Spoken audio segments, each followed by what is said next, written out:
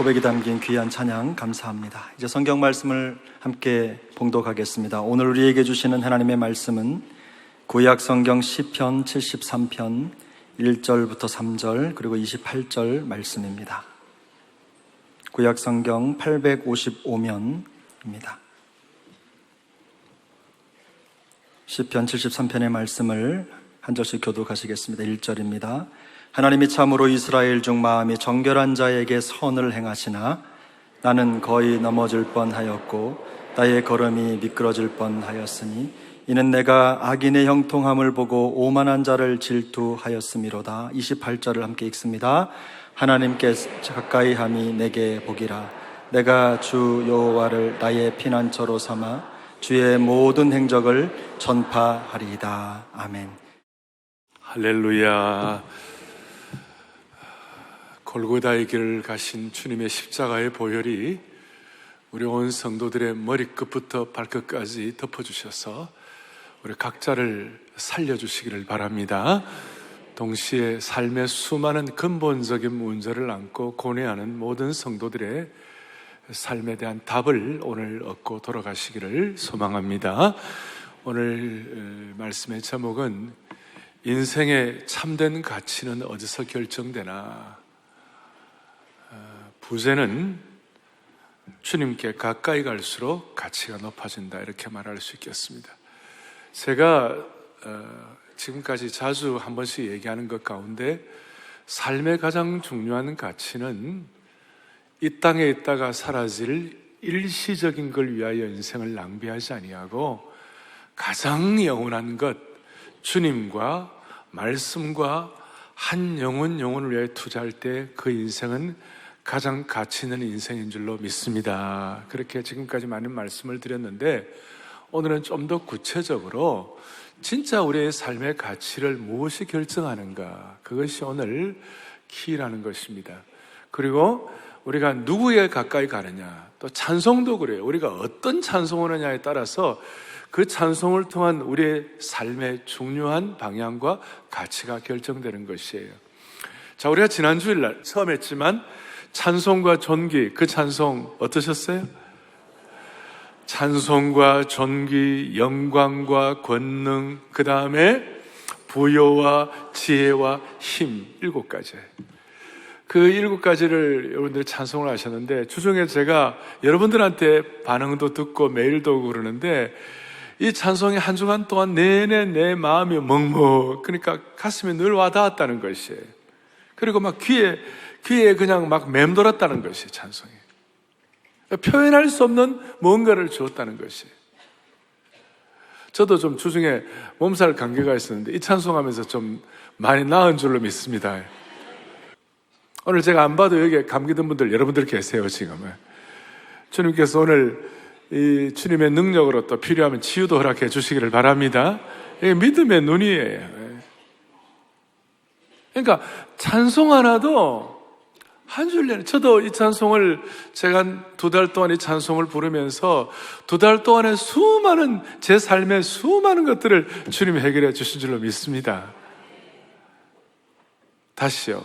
찬송과 존귀와 능력과 영광과 부요와 지혜와 힘, 요한계시록에 나타나는 그 내용들을 우리가 찬송하고 이 찬송을 가까이 할 때에 그것이 찬송 하나라도 우리의 삶을 새롭게 하고 또 살려주시는 것이에요.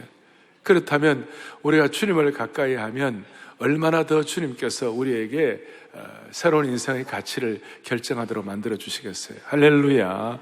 그래서 오늘 저는 시편 73편을 이 종료주일날 좀 우리가 조금 어떻게 보면 익숙하지 않을지도 모르겠지만 이 73편을 가지고 우리가 오늘 주님께 더 가까이 나아가고 주님의 심정을 깨닫는 축복을 주시기를 바랍니다. 시편 73편은 아삽이라는 시인이 썼는데요. 이 내용은 한마디로 말하면 자기는 자기 나름대로의 신앙관, 자기 나름대로의 어떤 영적인 어떤 방향을 가지고 살아가는데 자기의 삶의 방향과 현실은 너무 동떨어졌다는 것이에요. 오늘 1절에 이렇게 나왔잖아요. 참으로 이스라엘 중 하나님은 마음이 정결한 자에게 뭘 행하신다고요? 선을 행하신다. 여러분, 마음을 깨끗이 하고 주님 앞에 깨끗한 마음으로 최선을 다하여 주님 신실하게 섬기는 자에게 하나님께서는 하늘의 복을 주실 줄 믿습니다. 이게 너무 맞는 얘기예요, 이것이. 그런데 이 자기의 이 마음이 허물어지는 것 같은, 나는 이런 마음을 가지고 이런 신앙생활을 하고 있는데 이것이 도저히 안 맞는 것 같은 상황이 나오는 거예요. 그러니까 대차대조표를 해보니까 안 맞는 거예요. 무슨 일이 벌어지는가? 2절에 나는 거의 넘어질 뻔했다. 거의 미끄러질 뻔했다. 거의. 이는 그 이유가 뭐냐면 내가 악인의 형통함을 보고 오만한 자를 질투하였음이로다. 그들은 죽을 때도 고통이 없고 그 힘이 강건하고 죽을 때도 팽팽한 거예요. 그리고 그들이 교만하고 저 뒤에 어느 정도 시험이 들었냐면요, 12절에 보니까 이들은 악인이라도 항상 평안하고 점으로 더욱 늘어나도다. 그리고 13절에 드디어 내가 내 마음을 깨끗하게 하며 내 손을 씻어 무죄하다 한 것이 무슨 유익이 있겠는가? 내가 주님 앞에서 신실하게 제대로 살려고 살아가는데 그것이 내게 뭐가 되겠느냐? 그거 헛거 아닌가? 보니까 악인이 너무 잘 되는 거예요. 나를 짓밟고 음해를 하고 고통을 주고 막 힘들게 하고 그런 분들이 너무 건강한 거예요. 너무 잘 된 거예요. 너무 잘 나가는 것 같은 거. 자기는 그냥 너무 초라하고 안 되는 것 같고 자기를 돌아볼 때 그냥 짓밟힌 것 같은 인생 같은 느낌이 드는 거예요. 내가 뭐 때문에 신앙생활하나? 그러니까 악인이 너무 형통하니까 이 시인의 마음에 마음이 흔들리기 시작하는 거예요. 속에 믿음이 근본적으로 흔들리는 것이에요. 이럴 때 신앙의 위기를 맞이하는 거예요. 오늘 뭐라고 그랬어요? 미끄러질 뻔했다 거의. 그리고 심지어 어느 정도가 되느냐 하면 16절에 보니까 이런 내용이 나와 있어요. 심지어 어느 정도인가 16절에 보니까 내가 어쩌면 이를 알까 하여 생각한즉 그것이 내게 심한 고통이 되었도다. 너무 고통이 된다. 여러분, 강도만 다를 뿐이지 시대마다 혹은 청년기, 노년기, 장년기 시대를 지나면서 이런 나름의 고민을 하는 분들이 많이 있을 거예요. 그래서 시험 팍팍 들고 16절에 있는 것처럼 마음에 심한 고통이 있었는데 드디어 17절에 타개가 되는 거예요. 그것이 뭐냐면 17절에 한번 크게 합독을 하겠습니다. 같이 보겠습니다. 하나님의 성소에 들어갈 때에야 그들의 종말을 내가 깨달았나이다. 아멘. 드디어 무슨 일이 벌어졌냐면 하나님의 성소에 들어갈 때에야.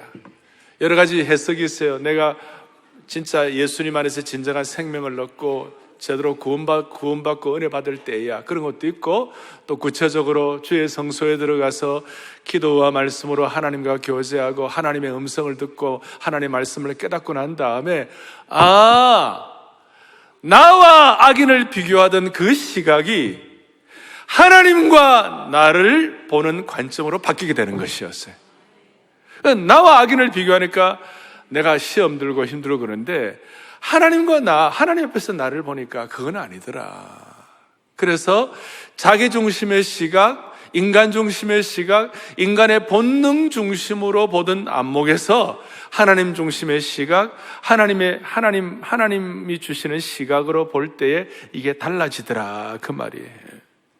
그리고 그러면서 이제 거의 미끄러질 뻔했다는 이 말 속에는 어떤 것이 포함되어 있는가 하면 기본적으로 응급처치를 하는 거예요. 신앙의 응급처치란 말은 뭐냐면 완전히 마지막 선을 넘지 않은 것이었어요. 그러니까 마음에 시험이 들고 고통이 와가지고 신앙생활 뭐하냐? 그냥 치아뿌라 막 이렇게 해가지고 있잖아요. 그렇게 딱 가지 아니하고 마지막 선을 지키는 거예요. 마지막 신앙의 응급처치를, 불신의 선을 넘지 않은 거예요. 그러니까 최소한 하나님은 살아계시고, 최소한 내가 생명은 있고, 내가 최소한 기도할 수 있고, 내가 최소한 찬양할 수 있고, 내가 최소한 말씀을 깨달을 수 있으니까 내가 마지막까지는 가지 않겠다. 그러니까 부부 사이에도 그런 거 있잖아요. 부부가 막 이렇게 어려울 때, 부부싸움 막 할 때도 이런 마지막까지는 가면 안 돼요. 이혼하자. 그러면 안 돼요, 그거는 마지막 선을 넘는 것이에요. 근데 한국 사람들은 너무 극단적이에요. 최악으로 가는 케이스가 많아요. 한국은 극단적이 돼가지고 너 죽고 나 죽고 너 죽고 나 죽고. 그런데 우리는 아직까지 이 말씀 들을 수 있고, 아직까지는 내 생명부터 있고, 아직까지는 찬송할 수 있는 한 우리는 응급처치할 수 있는 줄로 믿습니다. 그래. 오늘 이 자리에 오신 건데 최소한의 하나님의 응급처치를 주시기를 바라는 것이에요. 그 다음에 이제 좀 지혜를 가지고 내 중심 본능에서의 어떤 통찰력에서 하나님 주시는 어떤 시각을 가지고 이제는 올바른 대응 조치를 할 수 있는, 적극적인 대응 조치를 하는 것이에요. 뭐예요? 주의 성소에 들어가니까, 오늘 이 말씀에 의하면 주님과 가까이 가니까, 주님의 말씀을 깨닫게 되니까, 주님의 백성들을 만나주시고 죄를 씻어주시고 그의 백성들을 도우시는 성소에 들어가니까, 그 성소에 들어가서 마음을 토하고 그리고 자기의 기도 시간을 정하고 주님 앞에서 내 마음을 열게 되니까 무슨 일이 벌어지는가? 17절 뒤에 저희의 결국을 깨닫게 되었습니다.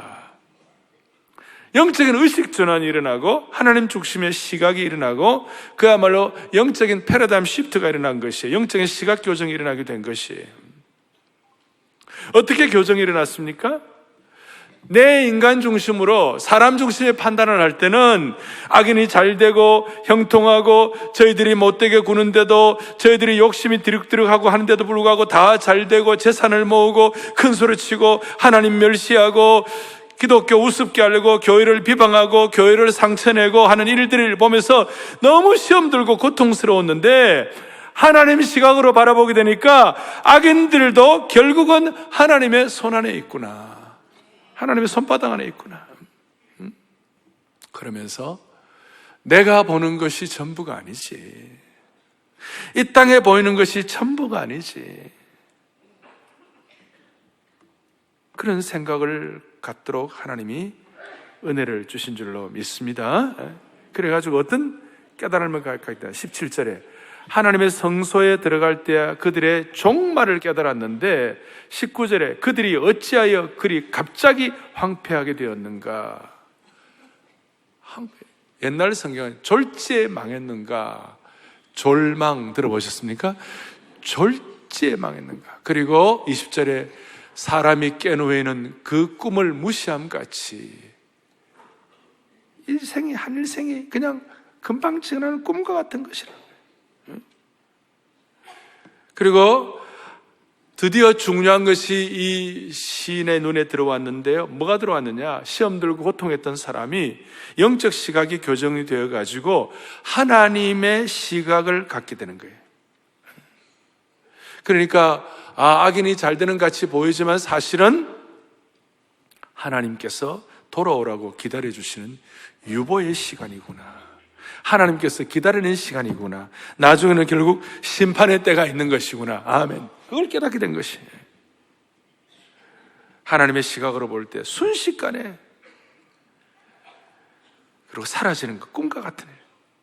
그래서 그동안 그것이 큰 문제였던 것처럼 느껴졌어요. 그동안은 내 뼈를 상하는 것 같고 마음의 상처를 입고 내 시간과 에너지를 빼앗기며 그 일에 붙들려서 산 자신의 삶을 돌아보니 그게 너무 부끄러워가지고, 22절, 참 22절 독특한 말씀이에요.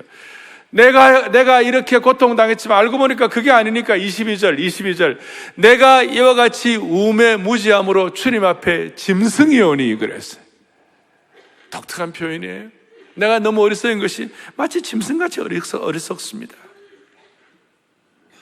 이 시인은 하나님의 시각으로 자신의 삶을 바라보니까, 내 삶의 대차대조표를 비교해보니까 그동안 자신의 삶을 괴롭히고 고단하게 만들던 그것이 주님의 성소에 들어가가지고 주님께 가까이 앉아보니까 23절에 무슨 23절과 24절을 깨닫게 된 거예요. 놀라운 깨달음을 갖게 된 거예요. 주님께 가까이 앉게 되니까 무슨 일이 벌어졌는가? 23절, 24절 다 같이 보겠습니다. 내가 항상 주와 함께하니, 그 다음에 주께서 내 오른손을 붙드셨나이다. 할렐루야. 24절에 주의 교훈으로 나를 인도하시고 후에는 영광으로 나를 영접하시리니. 아멘. 여기 보니까 이제 주의 성소에 들어갔고 주님의 심장에 내 심장이 접혀지고 주님의 심정을 깨닫게 되니까 무슨 일이 벌어졌는가? 주께서 내 오른손을 붙드신 인생인 줄로 믿습니다, 이거예요. 뭐예요? 내 과거는 주님이 붙잡아 주셨다, 그 말이에요. 24절에 주의 교훈으로 나를 인도하, 현재는 주님께서 나를 인도해 주시고 교훈으로, 그리고 앞으로 미래에는 영광으로 나를 영접해 주실 줄을 확신합니다, 이거예요. 자, 이 내용을 여러분들이 좀 더 잘 이해할 수 있도록 현대인의 성경에 이렇게 나와 있어요. 23절에 그러나 내가 항상 주를 가까이 함으로 주께서 뭡니까? 내 오른손을 붙잡아 주셨습니다. 오늘 우리의 과거를 이렇게 만들어주신 주님을 찬양합니다. 그리고 현재는 주님은 나를 주의 교훈으로 지금 순간순간 인도하여 주실 줄을 믿습니다. 마지막에는 앞으로는 영광으로 나를 영접해 주실 것. 그 언젠가는 주님이 나를 영광의 궁전에 입성하게 만들어 주실 줄을 믿습니다. 내 과거와 현재와 미래를 주님이 붙잡고 계시는 것을 깨닫게 된 것이에요. 할렐루야. 더 이상 자신의 시각으로 악인을 비교하여, 악인의 형통을 비교하여 고통받던 상황에서 하나님의 시각으로 바라보니까 이제는 더 이상 비교하지 않게 되었어요. 자기가 얼마나 하나님 앞에서 과거와 현재와 미래의 문제를 해결하는 신실한 하나님의 참 사람이 되었다는, 하나님의 가족이 되었다는 것이 얼마나 귀한 것인지. 그리고 이제 드디어 오늘 제일 중요한 요절 28절을 뭉뚱그려서 총체적으로 고백하는 것이 28절을 다 같이 보겠습니다. 함께 보죠. 하나님께 가까이 함이 내가 주 여호와를 나의 피난처로 삼아주사. 아멘. 드디어 큰 시각을 갖게 되었는데 하나님께 가까이 함이 뭐예요? 내게 복이라. 이게 제일 큰 깨달음으로, 이게 제일 큰 확신으로 다가왔다는 것입니다. 오늘 이 안아주신 본당, 또 별관에서 예배드리는 분, 방송으로 예배드리는 모든 분들 마음속에 소원을 하도록 하나님 은혜 주시기 바라요. 하나님께 가까이 함이 내게 가장 큰 복인 줄로 믿습니다. 하나님과 이게 내게 복인 줄 믿습니다.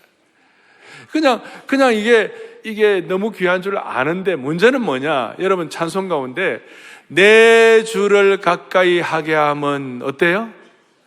너무 좋은 거예요. 그렇지만 가사, 내 주를 가까이 하게 하면 좋은데 그 다음 가사가 뭐예요? 십자가 짐 같은 고생이나. 주님을 가까이 하는 것이 복이고 소중하고 내 인생의 가치를 결정하는 것 다 알지만 이게 십자가 지는 것 같은 고난의 길이에요, 사실은. 그러니까 오늘 우리가 정신을 바짝 차리고 하나님을 가까이 한다는 것이 어떤 뜻인지, 하나님을 가까이 하는 것이 내게 어떤 유익이 있는지를 오늘 마음에 확증하고 돌아가신 줄을 믿는 것이에요.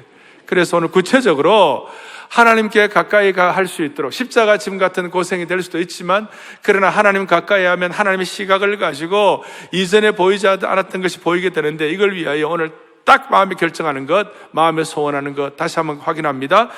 여러분, 인생은 누구에게 가까이 가느냐가 그의 가치를 결정하는 것이에요. 다시요. 하나님께 가까이 하면 내게 뭐라고요? 복이라. 누구에게 가까이 가느냐가 내 인생의 참된 가치를 결정하는 거예요. 하나님께 가까이 가서 하나님의 가치를 인정하게 될 때 희한하게도 여러분과 저의 신분이, 우리의 가치가 확정되는 것이에요. 아까 하나님이 우리에게 권능과 창조와 힘과 부여와 지혜의 원천이라고 깨닫는 순간 그 하나님의 귀한 것들이 우리에게로 전가되고 우리에게로 이렇게 트랜스퍼 되게, 이렇게 와닿는 우리의 것으로 이어지게 되는 것이에요.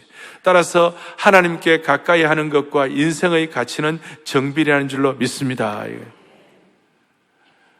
중요한 것은 사람은 자신이 숭배하는 대상 이상으로 성숙할 수가 없어요. 진화론이 인간에게 끼친 가장 큰 해악이 뭐냐? 사람의 오리지널과 근원이 짐승이라는 생각 때문에 어떤 때는 진화론을 믿는 사람, 어떤 때는 짐승같이 우리가 행동하는 거예요. 아까 우리가 얘기했잖아요. 내가 우매무지하오니 마치 짐승 같나이다. 그런데 우리가 하나님을 찬양하고 경배하게 되면 우리는 창조주 하나님의 가치를 닮아가게 되어 있는 것이에요. 다시요. 사람은 예배하고 숭배하는 모습으로 변화되는 것이에요. 사람은 가까이 하는 그 신적 대상처럼 되는 것이에요. 예를 들어서 추악한 탐욕과 쾌락을 추구하는 사람은 추악하게 변화되는 것이에요. 너무 돈 좋아하면 돈처럼 되는 것이에요. 이상하게도 돈이 일만하게 뿌리라고 하는데 일만학을 저지르는 주인공처럼 되는 거예요. 너무나 세상에 헛된 영광을 추구하는 사람은 이상하게도 헛된 영광을 추구하는 분들은 2%가 모자라는 허당이 되는 거예요. 허당. 온갖 잡다한 우상을 섬기는 사람은 잡다한 우상처럼 되는 것이에요. 반면에 살아계신 하나님을 예배하고 하나님을 경배하고 하나님을 찬양하고 하나님을 추구하는 사람은 하나님의 형상을 닮아갈 줄로 확신합니다. 에베소서 4장에 있는 것처럼 우리가 하나님을 경배하게 될 때 하나님의 의와 진리와 거룩함을 입은 새 사람을 입게 되는 것이에요. 물론 입술로만 하는 사람은 그걸로 끝나겠지만 진짜 하나님을 가까이 하고 하나님을 예배하고 경배하고 하나님을 찬양하는 사람은 하나님처럼 변화되는 줄로 믿으셔야 되는 것이. 따라서 우리가 뭘 예배하고 뭘 숭배하고 뭘 찬양하는지 대상을 정말 조심해야 돼요. 그 이유는 가까이 하는 것에 따라서 우리의 가치가 결정되기 때문이에요. 그래서 우리는 블레싱 앤 아너를 우리가 찬양을 할 때 그 하나님의 경외함과 위대함 속에 우리가 들어가게 되는 거예요. 하나님의 형상처럼 되는 놀라운 특권을 갖게 되는 것이. 오늘 이 하나 주시면 본당에서 우리의 가치가 시험 들어가지고 우매해가지고 짐승처럼 되는 그 자리에서 회복이 되어 하나님의 가치로 올라가는 은혜를 주시기를 바랍니다. 여러분, 대한민국을 보세요. 134년 전에 처음 우리가 선교 받을 때 우리가 어떻게 했어요? 그 당시에 우리 한국 사람들은 담배가 약인 줄 알고 애들도 담배를 피우고 온통 곤방대 담배 냄새 나는, 그러니 얼마나 꼬질꼬질하고, 그 다음에 한국에 당시에 그야말로 떼국물이 쫙 흐르는 목욕을 연중 행사로 그 원시인처럼 된 그 한국이 하나님을 섬김으로 말미암아 지금도 중앙아시아나 저 미간데 들어가 보면요, 무슨 일이 벌어집니까? 토테미즘, 정령신앙 섬기느라고 온갖 곳을 울긋불긋한 그런 천으로 단장을 하고 너무너무 슬퍼요. 옛날에 우리 칠성당 귀신 그 마리구에 가면 그 울긋불긋 달아놓고 난리 쳤잖아요. 그렇게 되는. 그러니까 그렇게 하면 사람들이, 그 동네 사람들이 좀 뭔가가 다 압박을 받아가지고 그렇게 고통을 당하는 거예요. 그런데 우리 그 떼국물 자르르 흐르던 우리 한국이 하나님 섬김으로 말미암아 오늘 이처럼 주님 앞에 예배드리는 자리까지 올라오게 된 것이에요. 얼마나 영광스러운 거예요. 대한민국의 산업화와 민주화를 뭘로 설명할 수 있나요? 하나님 섬기는 이것 때문에 가능하게 된 것이에요. 과거에 우리 한국은 영어도 잘 못했으니까 필리핀이라든지 인도라든지 영어 잘하는 나라는 미국 가가지고 그 나라에 있는 수많은 사람들이 동부의 아이비리그, 하버드나 예일이나 이런 출신들이 많았어요. 근데 아무리 하버드나 예일을 나와도 인도에 가면요, 다들 누워있는 소처럼 있잖아요. 인도에 신이 길가에 누워있는 나라에 가면 하버드 출신이고 뭐고 아무 상관없이 바보가 되는 것이에요. 그런데 한국 사람들은 하나님을 섬기고 하나님을 알게 돼가지고 우리같이 미천한 인생들이 하나님을 찬양해가지고 오늘 이와 같이 하나님을 섬기는 축복을 받게 된 것이에요. 여러분, 네덜란드는 척박한 나라예요. 간척지예요. 땅도 조그만해요. 굉장히 그 환경적으로 열악한 나라예요. 그런데 거기에 아브라함 카이프라는 목사님이 은혜를 받아가지고 이 민족이 하나님을 섬기면 좋겠다, 하나님 제대로 알면 좋겠다, 하나님 가까이 나가면 좋겠다, 이렇게 해가지고 정치, 경제, 문화, 사회를 하나님과 가까이 가도록 만들어 놓았어요. 그리고 어린아이들이 초등학교 다닐 때는 공부를 얼마나 잘하냐? 공부에 신경 안 썼어요. 너는 하나님의 창작품으로 지어진 존재이니 너의 은사가 뭐냐? 아이들을 그냥 막 밤에도 그냥 어딥니까? 막 그냥 과외 보내. 이게 아니고 6년 동안 초등학교 다닐 때 6년, 중학교 1학년 때까지 계속 애들의 은사를 받게. 너는 예술의 은사가 있냐? 너는 공부의 은사가 있냐? 너는 체육의 은사가 있냐? 너는 미술의 은사가 있냐? 그 은사를 발견해가지고 그 은사대로 기쁘게 살 수 있도록, 꼭 대학을 안 가도 살아갈 수 있도록 그렇게 만들어서 지금 네덜란드는 전 세계 무역 5위 안에 드는 국가를 빼앗겨 본 적이 없어요. 그 조그만한 나라가, 몇백만 되지도 않는 나라가. 죄수들이 너무 없어가지고 이웃의 죄수들을 수입한다고 그랬어요. 이웃 나라에서. 감옥이 텅텅 비어가지고. 우리가 하나님을 섬기면, 물론 네덜란드가 지금은 뭐 좀 부족함도 있지만 그래도 그 하나님 가까이 나가는 그 정신이 그대로 흘러가고 있는 것이, 다른 길이 없어요. 우리 민족은 하나님께 가까이 나가지 않은 이 민족은 희망이 없어요. 똑같은 사람들이지만 하나님을 섬겨. 어떻게 달라지는지. 예수님을 가까이 하는 사람, 예를 들어서 베드로 보고 나를 따르라, Follow me, 주님께 가까이 오라. 그러면 내가 너희를 사람을 낚는 어부가 되게 하리라 하시니라. 고기 낚는 어부, 고기를 죽여서 고기를 붙잡아서 고기 낚아가지고 인생을 영위하는 그 베드로를 고기 잡는 어부에서 사람 낚는 어부의 영광스러운 인생으로 전환시켜 주신 것이에요. 베드로의 삶을 보세요. 모세를 보세요. 모세는 잘 나갈 때는 이집트의 최고의 학문을 통달했어요. 유니버시티 오브 이집트 출신이에요. 그리고 이집트의 최고의 궁궐에서 최고로 잘 나가는 사람이었어요. 그런데 모세의 가치가 언제, 제일 위대한 가치가 언제 결정되었어요? 모세가 그 애굽의 최고의 궁궐에 있을 때 그때 모세의 가치가 좋았던 것이 아니에요. 모세의 가치는 하나님께 가까이 나아가서 주님과 독대할 때가 최고였어요. 우리가 잘 아는 모세의 인생을 복귀해 보세요. 하나님과 독대할 때였어요. 출애굽기에 보면 아론도 산에 올라가라 그랬어요. 같이 올라가라 그랬는데 아론은 어떻게 된 일인지 산에 올라가지 않아요. 모세만 올라가가지고 모세가 하나님과 독대하고 가까이 있을 때 아론은 밑에서 금송아지 만들고 난리가 났어요. 그리고 모세의 인생의 최고의 시기는 하나님과 만나가지고 하나님을 만날 때 얼마나 좋은지 그 얼굴에 광채가 나서 그 광채가 너무너무 광채가 나니까 수건을 얼굴로 가리울 수밖에 없어요. 사랑하는 교우들이여, 하나님을 만나면 얼굴에 광채가 나는 것이에요. 우리도 하나님을 만나면 얼굴에 광채가 나는 것이에요. 여러분 옆 사람 얼굴 한번 쳐다보세요. 옆에 얼굴에 광채가 나는지 한번 보세요. 지금 한번 보세요. 얼굴에 광채가. 옆 사람 얼굴에 광채가 납니까? 여러분 부부 싸움을 하면요 얼굴에 광채가 안 나고 열이 나는 거예요. 얼굴에 광채가 나는 거예요. 많은 분들이 사랑의 교회에 처음 오시는 분들이 교회 성도들의 얼굴을 보면 얼굴에 빛이 난다, 얼굴이 밝다고 그랬어요.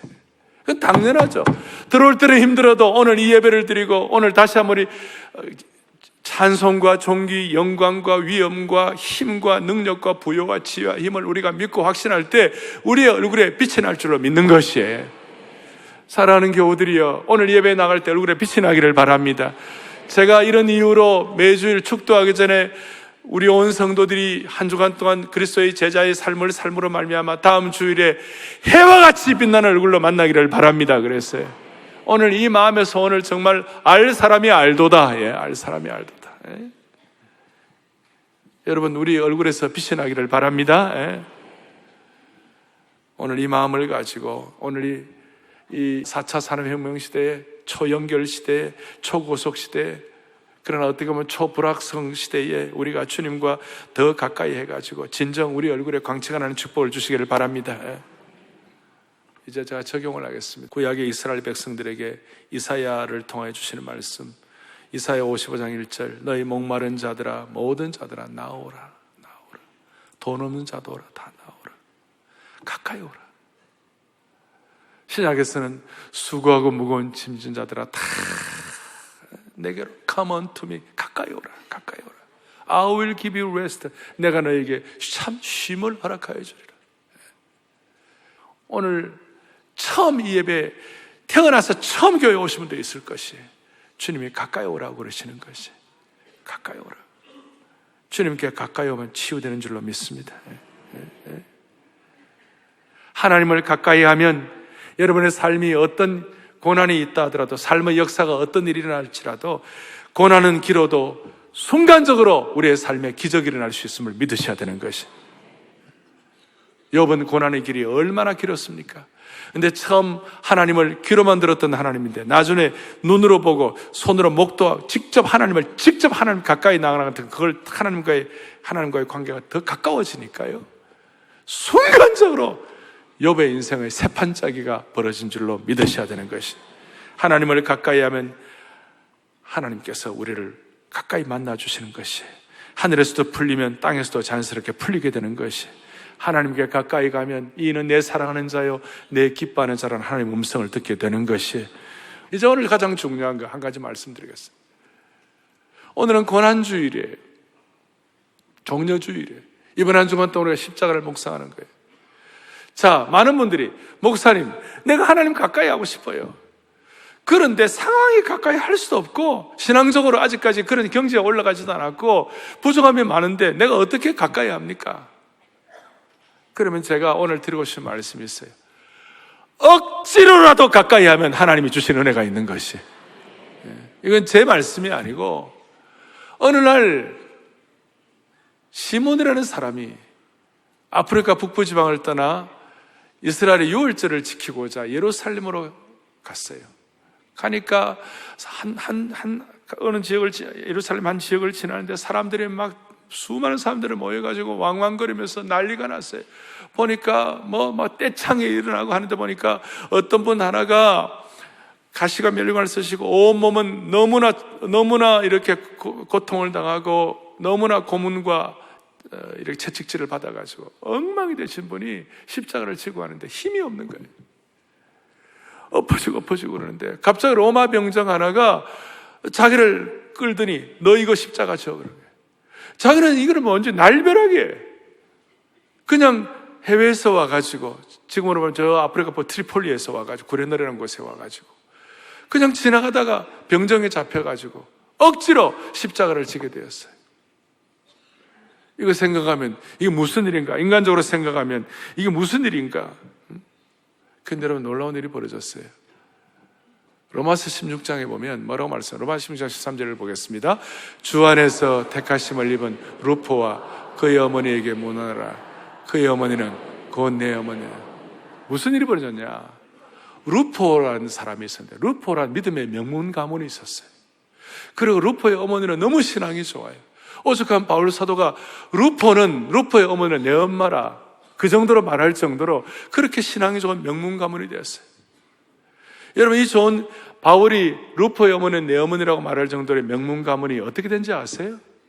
이 루포가 아까 억지로 십자가 지고 간 시몬의 아들이었어요. 목사님, 성경에 그런 게 어디 있어요? 있어요. 마가복음 15장 21절 시작. 마침 알렉산더와 루포의 아버지 구레네 사람 시몬이 시골로부터 와서 지나가는데 그들이 그를 억지로 같이 가게 하여 예수의 십자가를 지우고. 여러분, 어때면 억지로 십자가 져도 하나님이 은혜 주실 때가 많아요. 아시겠어요?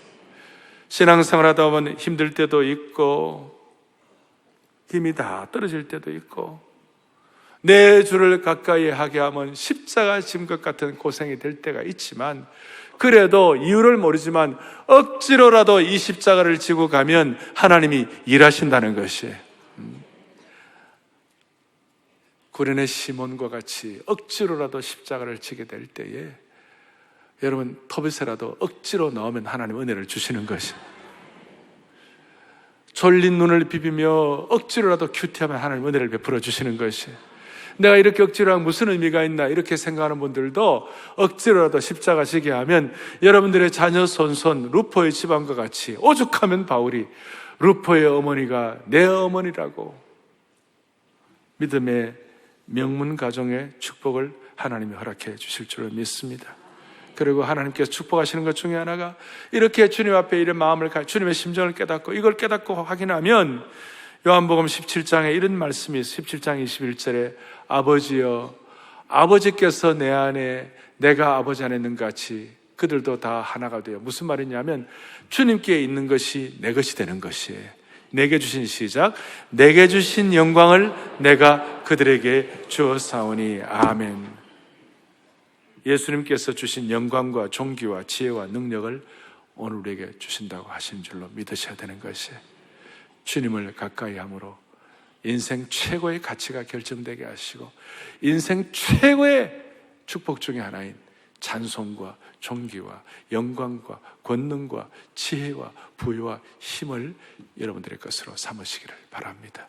손을 다 펼치시고 찬송과 존귀, 영광과 일주일 동안 잊어버린 분이 있을지 모르네. 다시 한번 찬송하시고 우리 말씀 앞에 우리가 순종하고 결단하겠습니다. 찬송과 존귀 하겠습니다. 찬송과 존귀, 영광과 권능, 부요와 지혜와 힘, 찬송, 영광과 권능, 부요와 지혜와 힘, 모두 주님 앞에 나아갈 때 주님께 그럴 때 보좌에 앉으신 주님, 보좌 위에 앉으신 주님, 모두 주께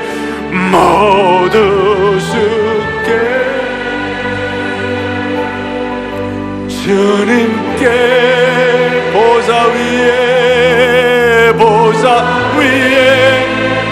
앉으신 주님이 우리에게 주시는 것, 다시 한번 찬송과 존귀, 찬송과 주님이 우리에게 주시는 것, 영광과 권능, 부요와 지혜와 힘, 찬송과 존귀,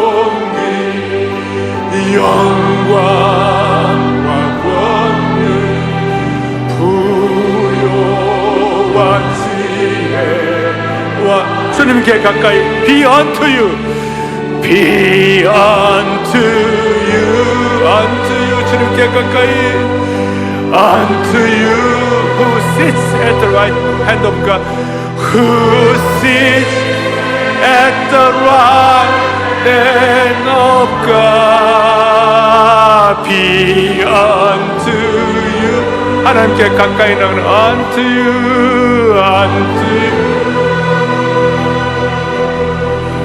who sits at the right hand of God. 다시 한번 모두 주께, 모두 주께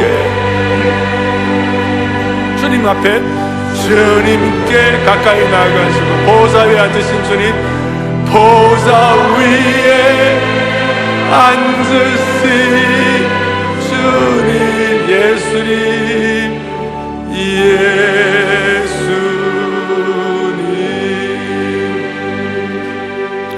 가슴에 손을 얹고 기도하겠습니다. 우리를 오늘 주님께 가까이 다가앉을 때 하나님의 사람으로 인쳐주시는 주님이심을 믿고 찬양합니다.